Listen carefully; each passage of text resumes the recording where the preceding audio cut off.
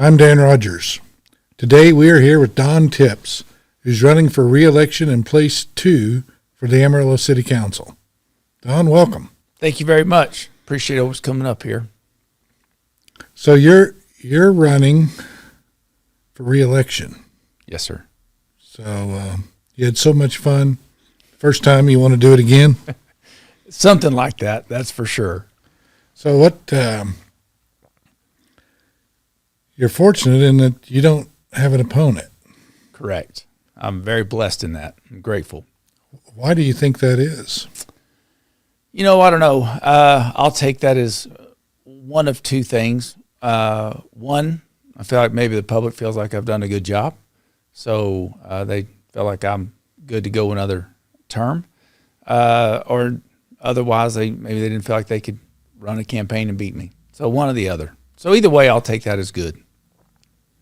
Yeah, it just seems odd to me that we have competitors in all the other races, but everybody was afraid to run against you. Yeah. And I don't know. I don't know if it's afraid or, who knows. I think it's probably a combination of both, of maybe they approved of what I've done. I've been independent, I've done what I've said I was going to do. I've been a man of my word. I haven't really wavered from any stance that I've taken from the beginning, from when I ran the first time. Not to say that any of the other guys have either. I'm not saying that, but I don't know. I really don't know, but I will take it as a blessing. But you're still running a campaign. I am. I felt like it was good to honor the process, even though I don't have a candidate. I want to be a good steward of the money that I have, that people have given me. I started with a little bit still in my account. Honestly, it was my money that I donated to myself. I didn't feel like I could ask people to donate to a campaign for myself if I didn't believe in myself first. And so the first term I had donated some money, and so that money was still there in the account. So part of that was, again, I just wanted to honor the process. I still go to the forums.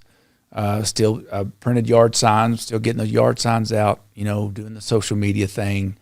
Hired a consultant, to help out, to do some things. Obviously, it's a lot easier, without an opponent. But again, I just wanted to honor the process. I didn't want to kind of be a jerk and, just kind of send the message of you don't have a choice. So, I'm just not going to do anything. You have to vote for me or don't vote at all. And me and my wife will vote and I'll get in there, So it was more just honoring the process.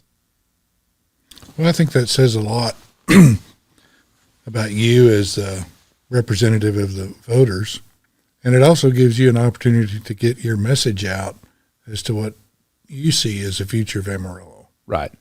So why don't we go into that and tell the voters what it is that you stand for and what do you see the future of Amarillo as being? Okay.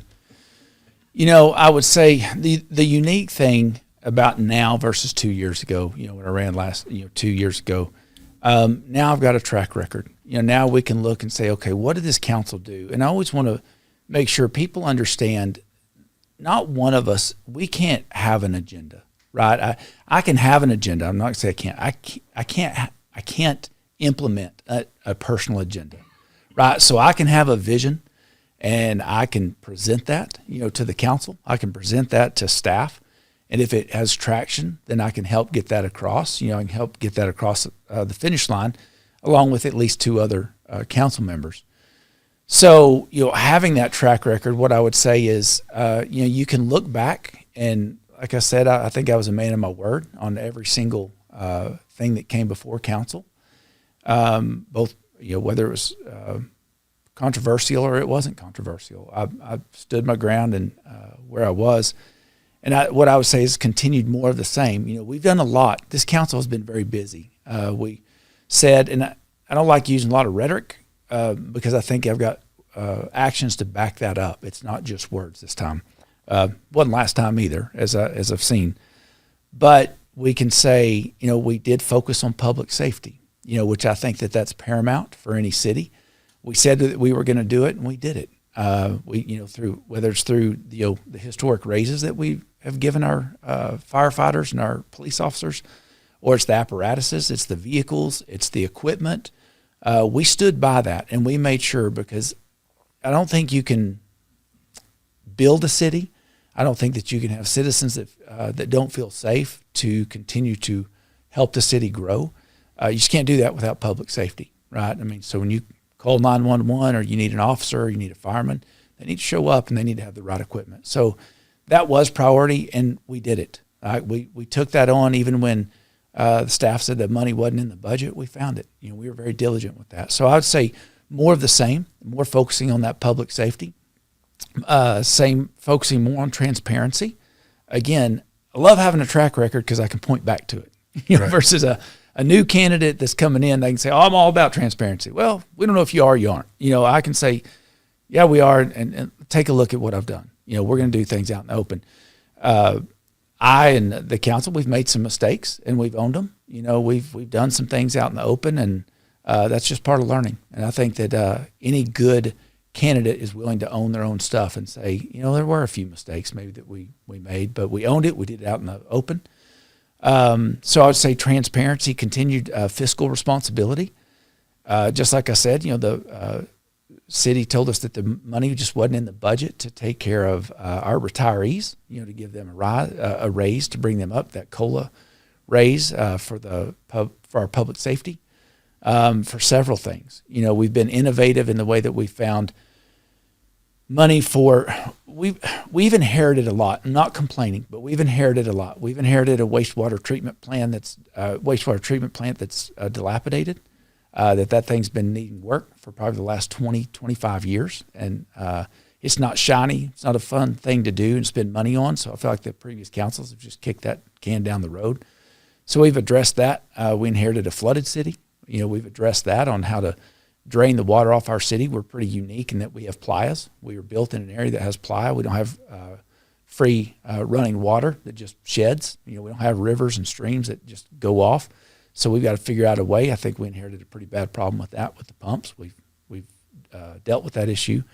Fire apparatuses need to be replaced. Our fleet need to be replaced. We've done a lot of things through that fiscal responsibility within the budget is what I'd like to say. We lowered the tax rate the last 2 years. Now property values have been up. So, I won't necessarily have that argument, but the tax rate, we've kept it there.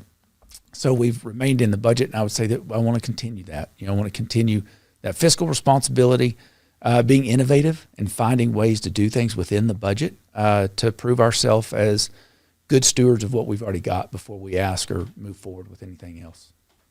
And I'll go back to vision for the city. I kind of told you a lot of, I would say the same things moving forward, but vision for the city, I'd like to see the city grow. But I think with those items that I just mentioned is the way we create a foundation for solid growth. So I think that's what we all want. We all want a city that's safe. We all want a city that we can trust our elected officials. And we want a city with quality of life issues that we have here.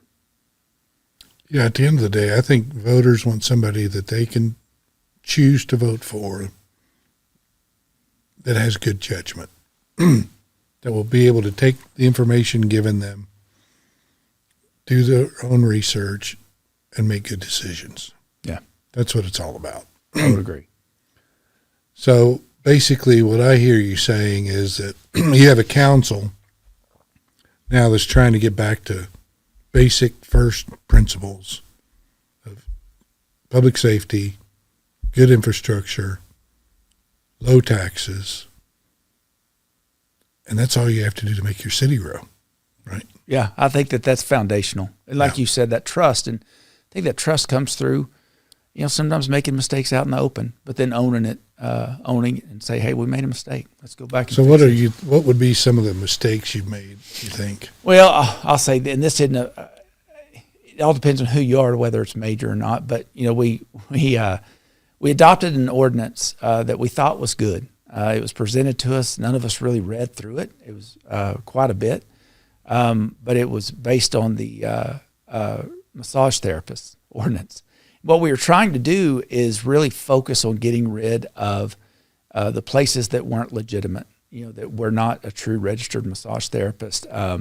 Some places that we felt like maybe some nefarious things were going on, whether it was trafficking or anything like that.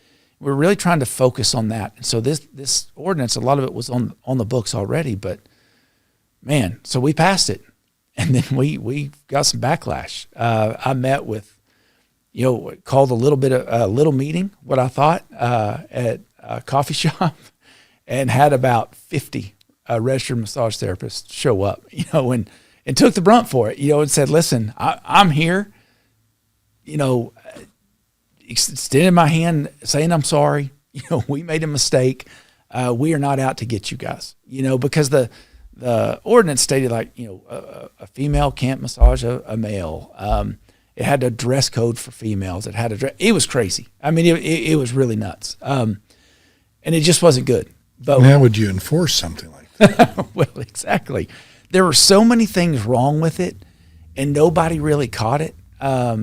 And I mean, it was done out in the open, right? I mean, we did it, but then we came back and we repealed it, got it off the books, and then found out that the state could actually enforce, or our local APD could enforce what we were really trying to already do, which was to get rid of, really help out the registered massage therapists, right? The real ones, the true ones, and get rid of those other places that weren't licensed to do the work that they were doing, and some things that we thought, like I said, were a little bit nefarious. So we had to repeal that, and we made amends with those, and have made some great friendships after that. It's like when you own your stuff, it goes a long way to say, yeah, we made a mistake, and I'm sorry. Well, there's nothing wrong with making a mistake as long as you learn from it. Right? Yeah, exactly. So we learned real quick. We read each one of those ordinances, even though we feel like it was supposed to say what we wanted it to say. It just didn't get done, and it was presented before us, and each one of us, all five, sounded good on the surface, but it did sound good on the surface. It was bad. It was really bad. Really? What is there another one? Gosh, I'm trying to think. I don't know. I'd say that was the one that we really did out in the open. I mean, I think some things, I know some hot topics. I think some things could be done differently, maybe a little bit. It's tough when your emotions get in control in the diocese, and when there's, factions at play. And I think hindsight, we could look back and maybe do some things different, procedurally, recently, with EDC and that kind of thing. The outcome definitely needed to happen, but maybe things could have been done a little bit differently. But again, we're human, and we appreciate the grace to say, hey, we're always going to do what we feel like is right by our elected officials, or by our electorate, our citizens that have elected us. We're always going to do our best to try to be their voice. But sometimes, again, we're human, and sometimes we can maybe act out on some of that sometimes. So y'all ever going to have a council meeting in the evenings where more people can attend? I don't know. With the length of our meetings, it's funny. I had a talk today with somebody that said previously, and Dan, you probably remember this.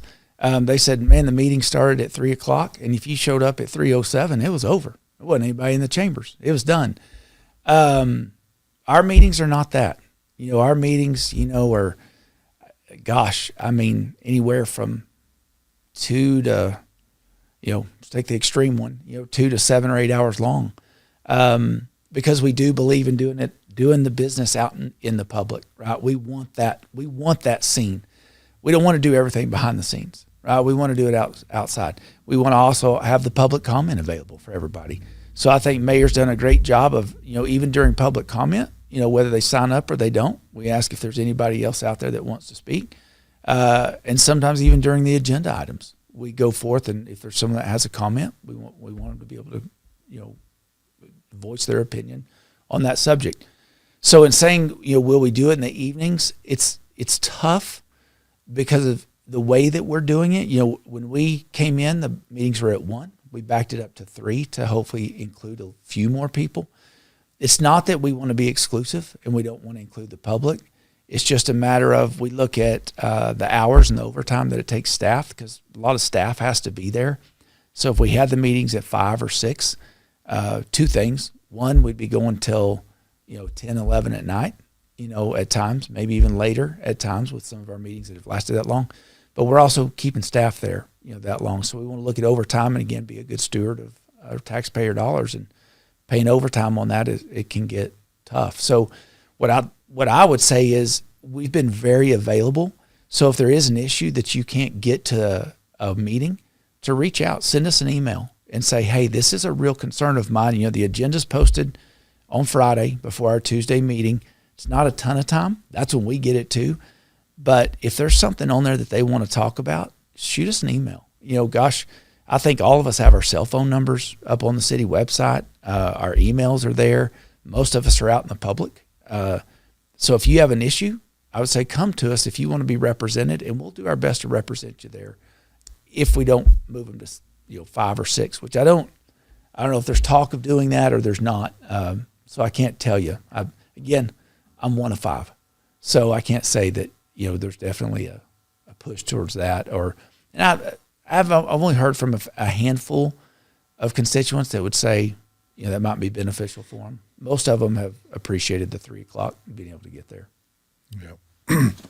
Yeah, I guess that makes a difference if you have to have staff there. And a lot of people don't think about those things. Yeah. Right? Yeah. So, and I guess they're also online, so they are. If they can't watch them because they're at work, then they could watch them when they get home. And if they have any questions, they can get hold of you. Absolutely. Yeah, and I've heard with the new chambers, obviously all of our technology was just better, right? We've improved our technology. I've heard, I haven't seen because I'm there at the meetings, but I've heard that the online is even better. The sound quality is better, the video quality is better. It's just better. So even better if you do watch online. But yes, sir, they could call. They could call or email anytime. So are you liking your new city hall? I do. We weren't a part of making that decision, for it to be done, but I enjoy the new city hall. They've done an amazing job. Jerry and his crew and their designers, I think they did a good job of keeping it period centric, kind of where it came from. Emerald Hardware is a piece of our history, so that's kind of nice. They designed it really well, more efficient. We did get to be a part of that. This council got to be a part of redesigning it, getting rid of some things, adding some things, changing the way the flow of things worked. The areas that the public uses the most, those are all on the first floor, easy to get to, very accessible. The spaces are wide open. It's a great building, and it's got a lot of future. There's space in there for the city to grow and for the departments to grow as well. But yeah, I do. It's a great building. So what are you going to do with the old city hall? Well, my understanding right now is it's going to be torn down. Now, I don't know if there's a plan or a date for that, but I think the original plan was to demolish it. The infrastructure in that building, from what I'm told, is just dilapidated. The sewer lines, the water lines, it was just being it was just rusted. Whenever you tried to, if you ever owned property, like you've done with this building, sometimes when you go to try to fix something that's old, like an old pipe, and you can't really access it and can't replace it, but you try to fix it. When you fix that one, you create a problem down the line somewhere else. And that's, from my understanding, that's what was going on. We had leaks all over that building. It was becoming unsafe. And so it was either start over or do a serious remodel that would be extremely expensive. Yeah, when you get into that old cast iron and stuff, it gets to be a nightmare. Yes, that's what Jerry said when he cut that thing, when he tried to, have a sewer line problem, when he tried to cut it 12 inches, that vibration just destroyed the rest of it, and he'd create more problems. So literally, you'd have to boot it. You'd have to do something that just didn't create any more damage to the others. And you can only do that so many times. And that's where we were getting. And with a 3-story building like that, with that age, getting into that infrastructure was just really difficult. Well, but the only thing you can do is just rip it all out at once and tear it up, right, and then fix it. Yep, exactly. Get it all over with and be done. Right. Yep. Same way with water lines, Yep. You get a problem, you better replumb the whole building. Yes. Get it over with. Yep, exactly. But so I guess one of the biggest things that's out there is the AEDC issue and the range, and that seems to be what's on a lot of people's minds. Yes, What's sir. your take on all that? I'm in a unique situation. Right now, I currently serve on the board of the EDC as well as city council, which I think is very unique. I don't know if that's happened before. I will tell you, after the audits and the things of the EDC and really looking into it, a total revamp needed to take place. I tell business owners all the time, if you had a business that was being run like that, you wouldn't have been okay with it. Again, not putting blame on anybody. There was very little direction given. It was a very loose organization. I'm not saying that they didn't do anything well. It's just extremely loose. And when you're dealing with taxpayer dollars, I just don't think that that's an adjective you want to use. So it was extremely loose. We set forth and set new policies and bylaws and certificate of formation to tighten everything up. The board resigned. The current board, except for Deepak Patel, resigned. So we're starting from scratch on that as well. We separated with Kevin Carter, the president. I think all these things probably needed to happen. We didn't force those things to happen, but they did. And I think for the future of the EDC, I think it's going to be good. I think it's going to be a very well-run organization. I think it'll look very different than what it did before, but I think it'll be very good for Amarillo. I think it'll be productive. Kevin did a good job the last 5 years that he's been here. He's done some great things. But I think moving forward, as we search for the new president on the EDC, I think that person may look different than what we've had before as well. So I guess the purpose of the board is to oversee the president, right? Correct. So basically the previous board wasn't overseeing. Yeah, I don't know if they weren't overseeing or one thing that I just don't like hearing from any and I've heard this a lot in my 2 years of serving is it's the way we've always done it. Yeah. That to me is the worst excuse ever. It's like, well, why do we do it this way? I don't know. It's the way we've always done it. And I think that's what was done at the EDC. And I don't know if it started that way, back when it very first was formed. What I do believe is that the culture of ADCs across Texas and probably across the nation were very much like what we have here or what we had here. I don't think it's very unusual. I think that that's just the way it is. But for us being very fiscally conservative, this council didn't like that. And to your point, the board is over the president, and then the council is over the board, right? I mean, that's just kind of the city council's over that board. So I think we've established that now, and I think that building this thing back from the ground up, now we've got a good staff over there. Doug is an amazing interim right now. He has so much knowledge. I don't think he has any interest in becoming the president, but, man, he's doing a good job over there. Our pipeline is not dry. We're going to move forward. We're going to still bring businesses until we do find that person to take this place. But I'm optimistic. I think it's going to be really good, and I think that we may lead the charge and maybe really set it. What it was really lacking, Dan, was a strategy. There was really no strategy there other than to just get wins, just to get people in, which is not a bad thing, right? I mean, people may say, well, that's great. What's the problem with that with EDC? My opinion, and it strictly is just my opinion, is I think we need a strategy of what works well here. What do we need to focus on? What do we want here?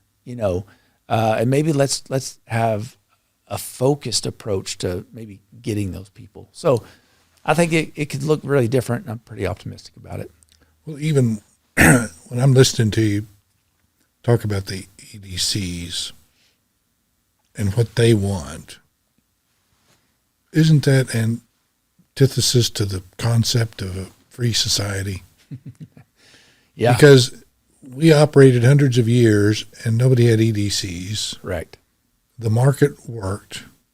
People focused on community, schools, infrastructure, and they didn't need EDCs. Right. And cities grew. And they grew because the market forces were at work. And there was nobody at the gate saying you can come or you can't come or we don't want you. Right. Right.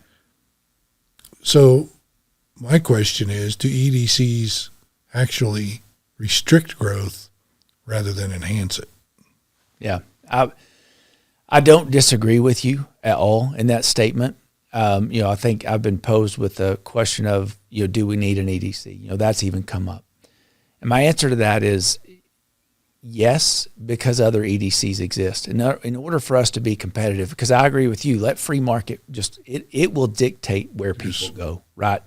Either you're competitive or you're not with your resources, with your location, with your people, with all those things. You're either going to be competitive and you're going to be really good for this business, or you're not. And then it's free market. It's just going to dictate.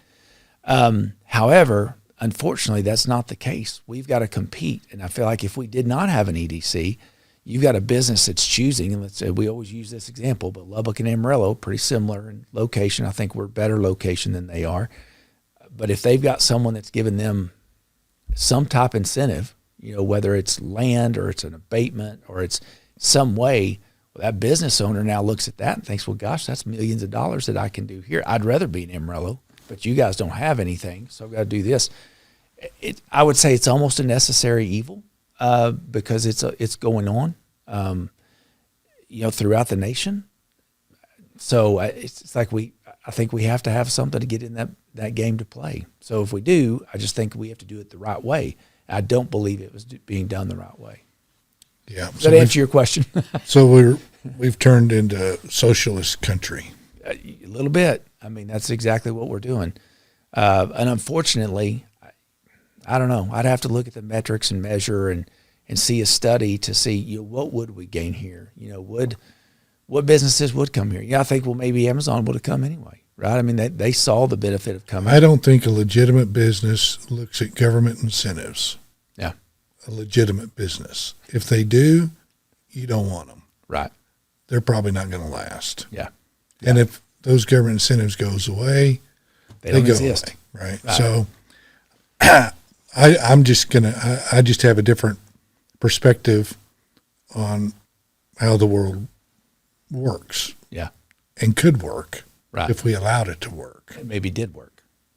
And I think it might surprise you if we didn't have an EDC and we focused on basic foundational principles and you had low taxes, good infrastructure, safe communities, all the stuff y'all are working on, you're the ADC. Yeah.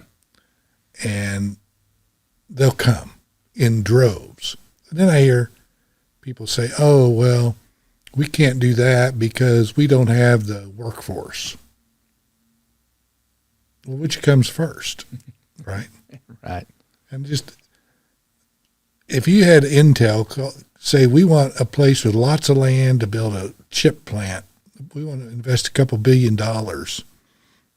Do you mind if we just want more information on your community and we're looking for, do y'all know where we could buy some property? Yeah. Would you turn that down? No, sir. Okay. But they know if they put out that they're going to do that and they start moving employees here, they're saying, well, we don't have the housing. What's going to happen? Build houses. Builders are going to have the aha moment and say, hey, we need to build more houses, right? And they're going to build them and they're going to start selling them, right? And they're going to make money and the infrastructure will happen because of demand. Right. But you don't bring in a workforce and say, well, we want you to know how to make computer chips just in case we can bribe some company to come here. Right. Right. So I think we have it backwards. Yeah. Yeah. I wouldn't disagree with you. But I think it's a tough step to take, But it goes back to saying, well, because everybody else does it, we do it. We're doing it that way, so we have to continue to do it that way. Yeah. I'm thinking maybe we don't. Yeah. How do you know if you try? Valid point. Yeah. But I think if you put it out there to say, hey, Amarillo's reducing taxes, we want business, and you don't need money to be successful in Amarillo. That's the best marketing slogan you can have. Yeah. Yeah. I don't disagree with you. But I don't know if I have the guts to push it, but yeah. I know it's not easy. Yep. Because once some government program starts, it's almost impossible to ever stop it. Yeah. That's why you should never start them. Yeah. So it's a lot harder to reduce government than it is to grow it. Now, like you said, people become dependent on it, whether it's people or it's businesses, organizations. They think they're dependent on it. Right. It's a drug. Yeah. Yes. Right. Yeah. It's exactly easy. Right. Yep. It's easy. Yeah. So out of the EDC grew the range. Right? Correct. Or did the range start and then morph into the EDC? That might be the chicken and the egg. I don't know. My understanding is I think it formed as an idea. I don't know if it was from inside the EDC, and funding was put towards looking into it. And I don't know if it came from the outside or inside, but it was definitely people that had ties to the EDC, whether they'd previously served on the board or they were currently serving on the board. So I don't know. I wasn't in that group. I don't have any idea. That was before us, but trying to get the intel on that and figure out everything that happened. I don't know if we're getting the true story or not, but the EDC definitely funded it initially. So that's where it started. From my knowledge, that's where it started. It started funded from the EDC, and then you know the story with the ask of the membership dues, and then the subsequent ask for the additional money, and it was given, and without board approval, without council approval, and then here we are. And so they haven't given back the money.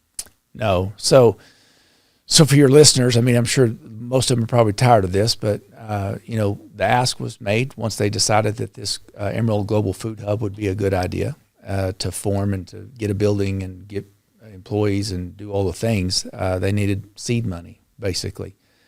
And they made the ask for $100,000, and that current board at the EDC thought it'd be a good idea. They went before council, asked city council if that was appropriate. They voted, said yes, it'd be appropriate for $100,000. Then I don't know how much time passed, not much, a month or two, and decided that the ask needed to be bigger. That it was going to be more costly than what they thought. So the ask was for $750 total. So an additional $650,000. They actually said that the membership needed to go up from $100,000 a year to $250,000 a year, and they would like 3 years in advance, or a guaranteed payment of $750,000.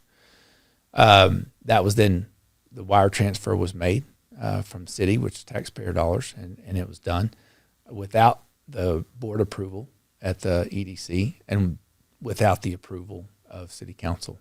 And then so that's where you're hearing about all this of, how did it happen? Was it unlawful? Was it illegal? Was it against policy? All these things. And we've dug in and we've done the fiscal audits. We've done all the things. Found out a lot, like I said, and we're rebuilding the EDC a lot because of what we found out. But no, sir, to this point, no, that $650,000 has not been returned. Have y'all asked for them to return it? Well, when you say y'all, council. I don't know if the formal ask has been out there, to be honest. I don't know if that has come from the dais.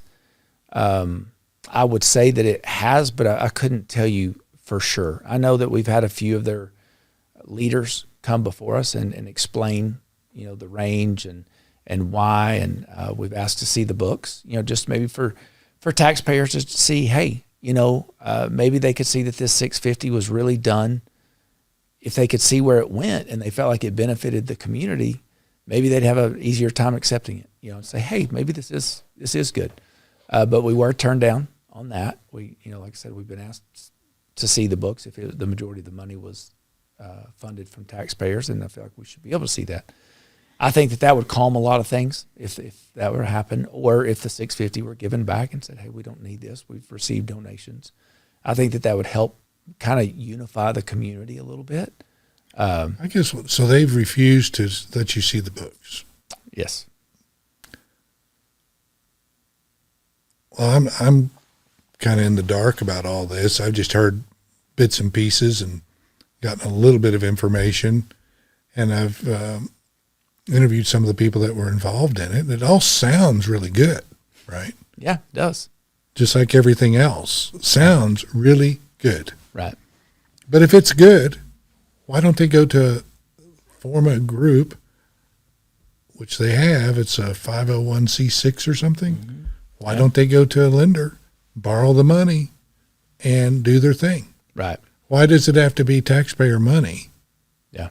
And are they benefiting their businesses using taxpayer money? Right. I mean, I think that's what the voters are concerned about. Correct. I mean, I wouldn't think of going to the AEDC or the city council and say, hey, I want to expand my business and build apartments or houses and give me the money, and I'll do it. And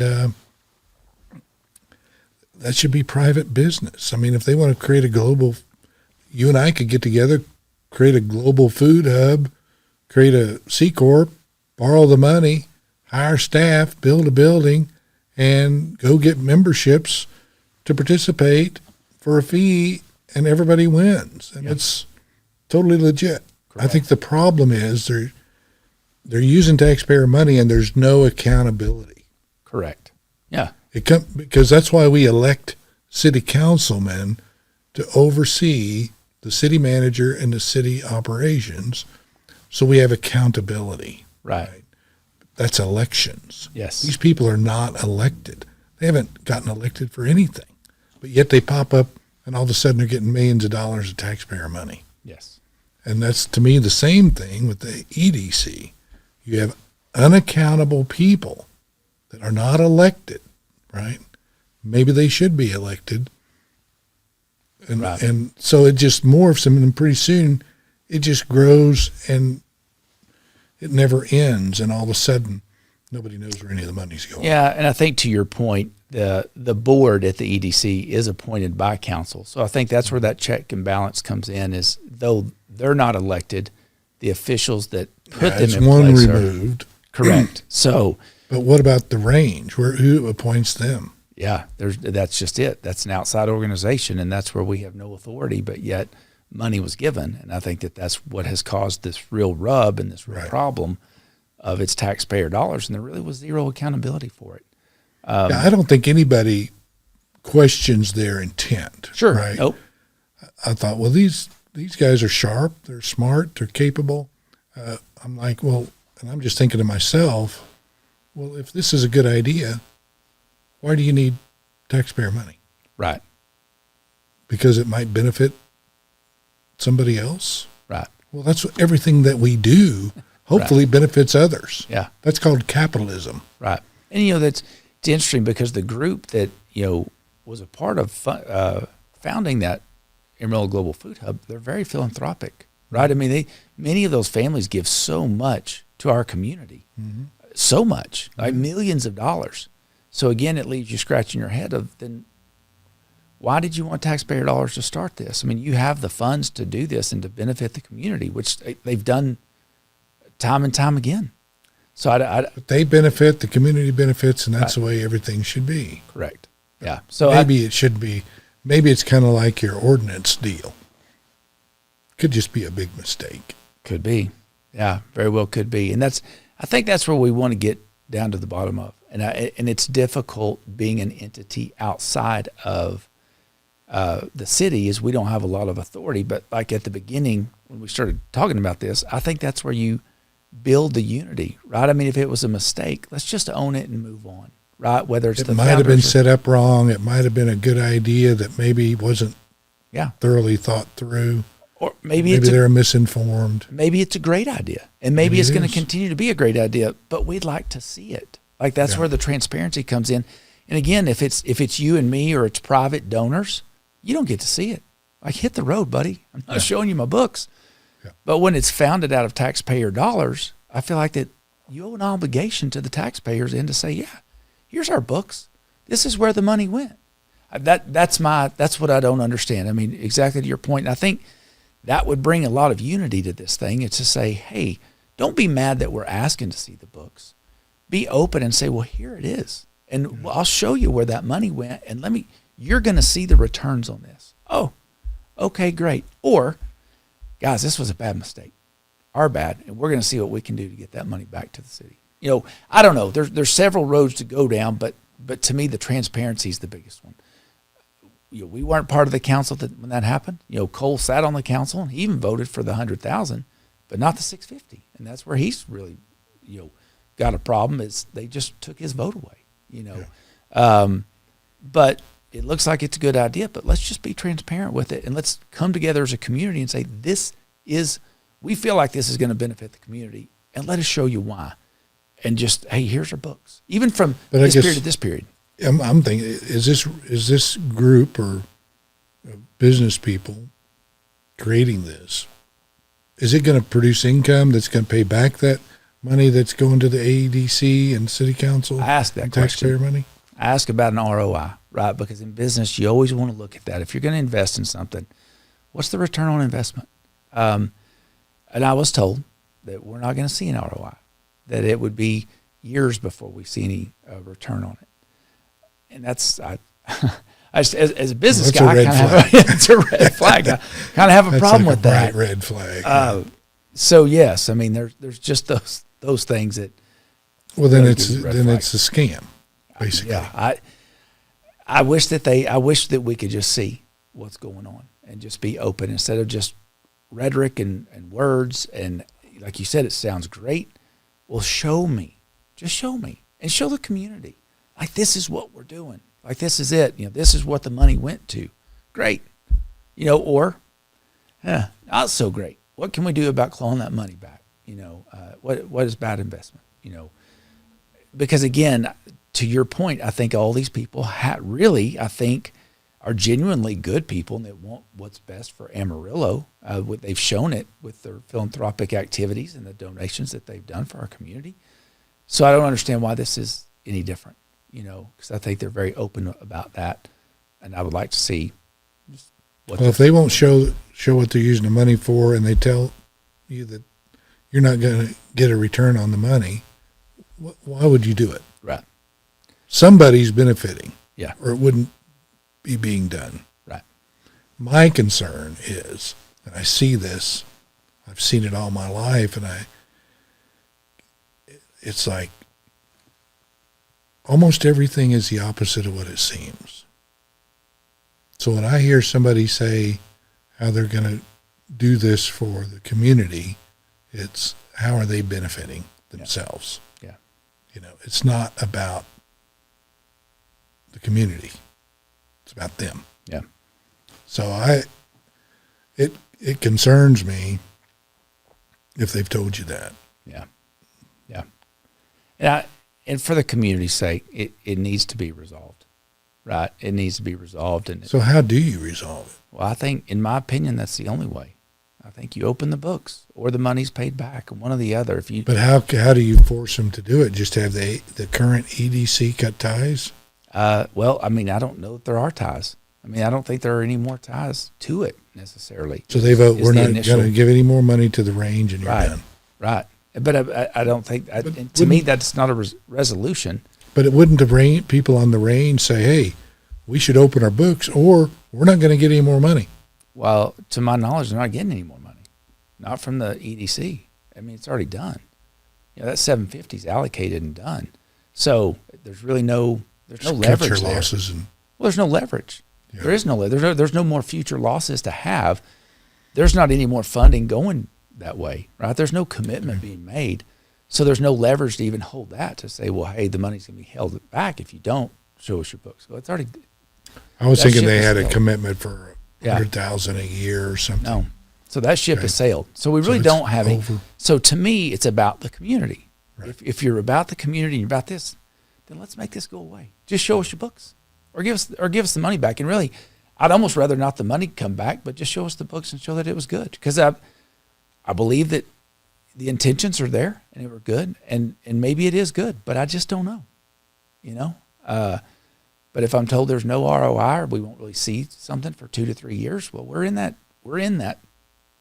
time frame, and I still haven't seen anything. So I don't know. I just, for the community's sake, I will tell you this.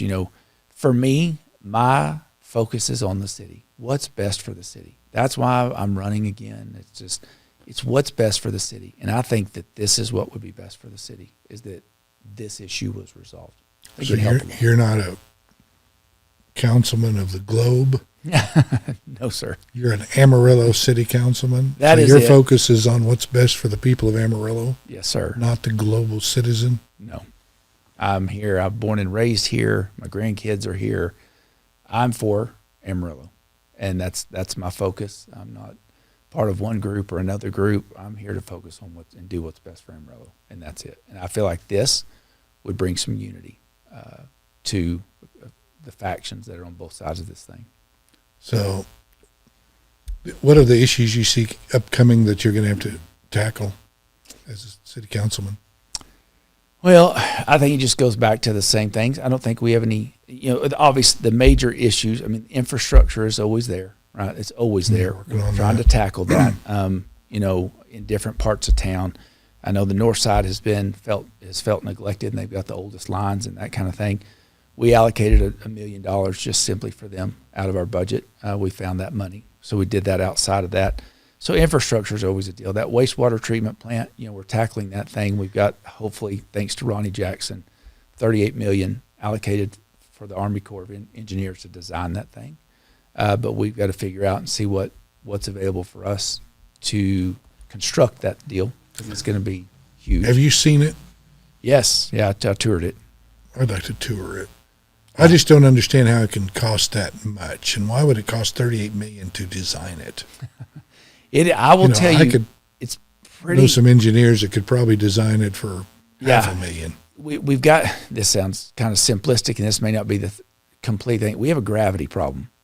So water flows with gravity. Well, you got lift stations. We do have lift stations, and that creates a whole different issue that we've got to tackle. So when they first built that thing, if you toured it, you would see what they're talking about. We've got the lift stations where, that creates a whole different step that we've got to get that water up and get all that waste and all the stuff up so it goes where it needs to go.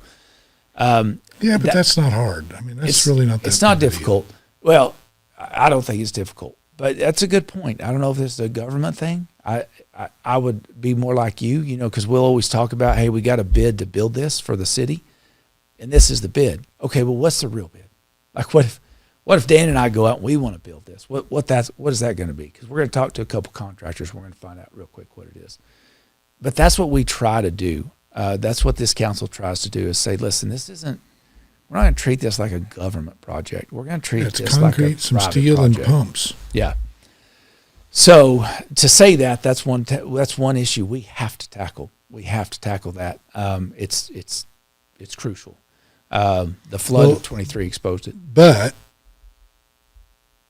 if it's working and you don't add any more load, It's still, you're okay. Yeah, it's still at the point. It's at the point that, and you can see, and you probably pay attention, maybe you don't, we've allocated, I don't know how many millions to it just recently to get this thing to continue to run. Because if it doesn't run, the other plant can't take over the volume, right? So if this one shuts down, well, then if that can't handle the load, now we got to say, well, then you can't flush your toilet but once every 2 days, right? I mean, that turns into a problem. We have to avoid. This is such a crucial and integral part of our infrastructure that most people, you just don't think about it, right? And you shouldn't have to. You just want to flush your toilet. It's the purpose of the city. That's exactly right. And again, that can's been kicked for so many years. When I toured it almost 2 years ago at the beginning. I was flabbergasted. Like, it was unbelievable, to be honest. When you hear that this one part, or this one Digester. whatever it is, like there's several pieces, right? That one thing costs X number of dollars, millions of dollars. And you ask, well, what's the maintenance plan on it? Well, there really wasn't one.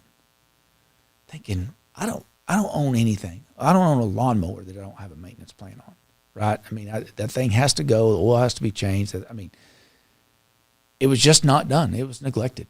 And so it's just gotten to a point where these things are just bearings and things can be replaced and fixed and all this. But there's a point where it can't be. And that's what we're doing right now. We're throwing money at something because we cannot be in violation with the TCEQ to not have this function, right?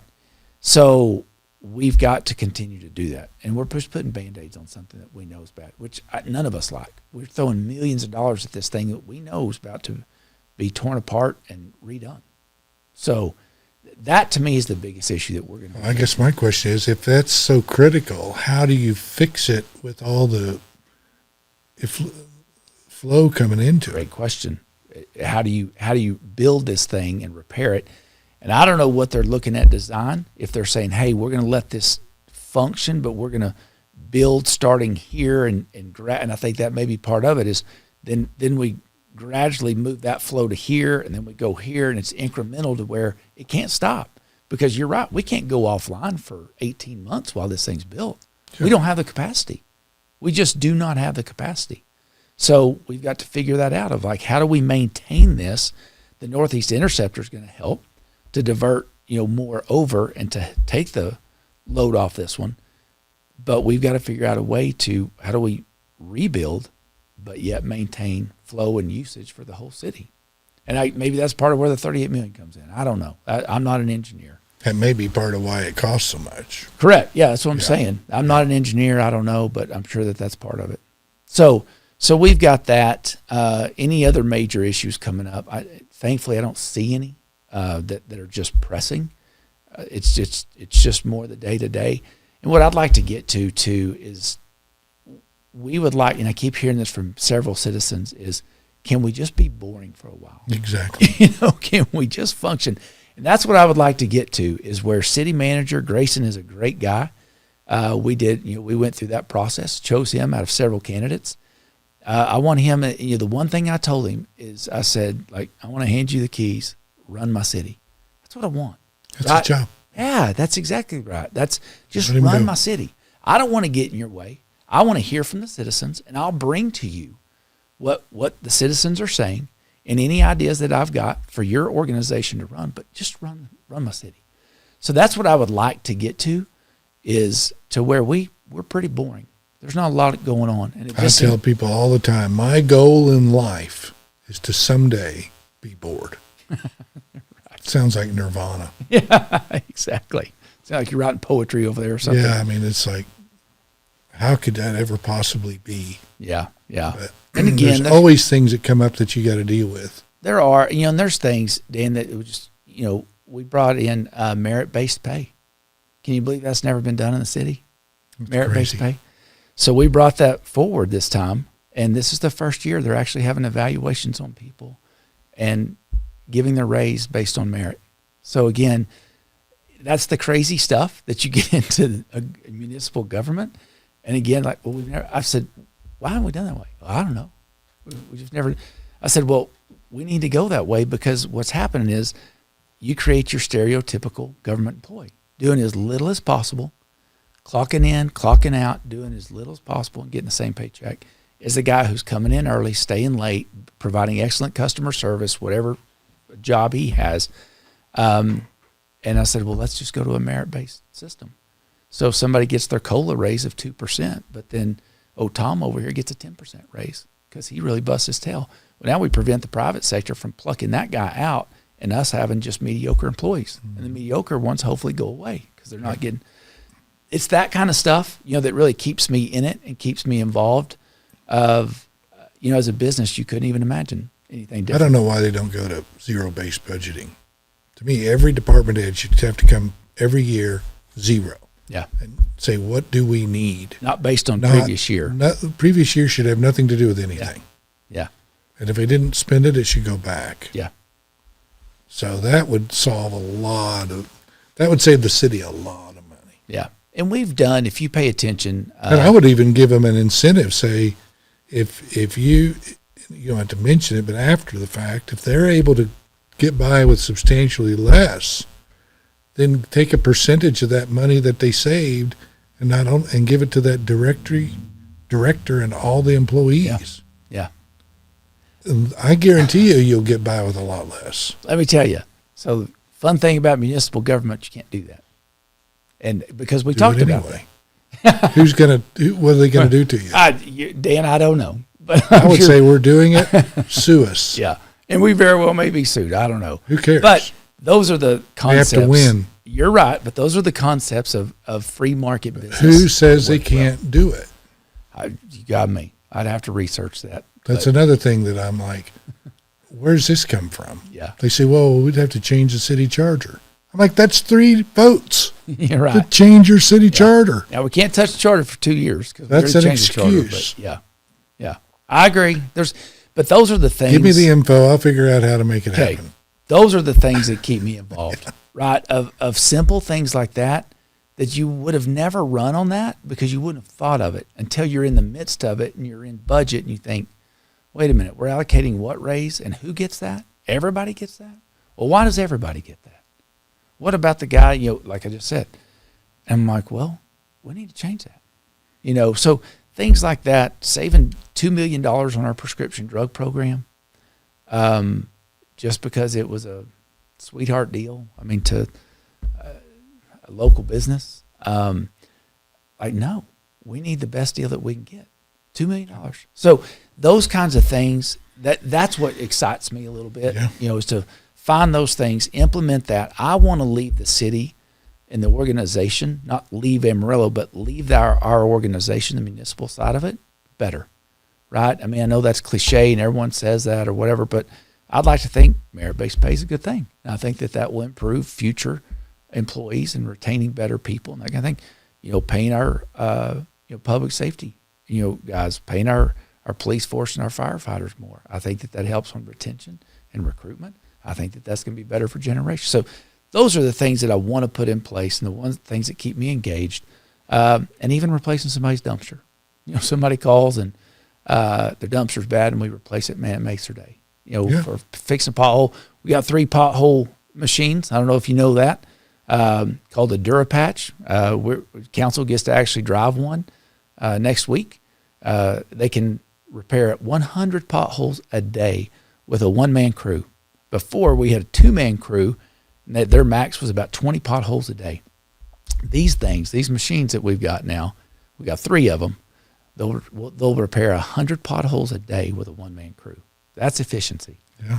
So it's that kind of stuff, which is kind of crazy. But figuring out our fleet system, our fleet needs to be replaced. Well, we ran the numbers, had Laura and her crew run the numbers, and going to a lease. We're going to start leasing things and having newer vehicles in our fleet, having no maintenance on them, and keeping our city where it looks better. They're driving more reliable vehicles and end up saving money for our city. Stuff like that. It's business that you and I do. It's taking those business principles and saying, can we apply them here? And it makes sense from this point forward. That kind of stuff is what's fun. Sounds good. Reminds me when I had to pull a city truck out of a ditch one time. We were stuck. Good thing you drive a big truck. Yeah. They were so thankful because they didn't want to get in trouble. You're right. Yeah. But so do you have a website people can learn more about you? Or I do. It's reelectdontips.com. Pretty simple. Let's do what? Oh. reelectdontips.com. So you can go there, make a donation. You can request a yard sign, which please do. Go on there and request a yard sign. We'll deliver them to you.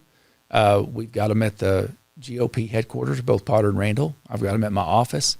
But if you don't want to get out or go to the forums, I'll be at the forums with them. Go in there, fill out that form, and we'll deliver them to your yard. Very good. We appreciate you taking the time and talking to the voters, and you're one of the few people that we know you're going to win. My wife and I are voting, so yes, sir. Right. Well, vote for Don Tips. You can't go wrong. Right. Thank you very much, Dan. Appreciate you and the time. We can say that, no problem. Well, thanks for coming by. You're welcome. Appreciate everything that you do and allow us the opportunity to get on here and talk to the voters.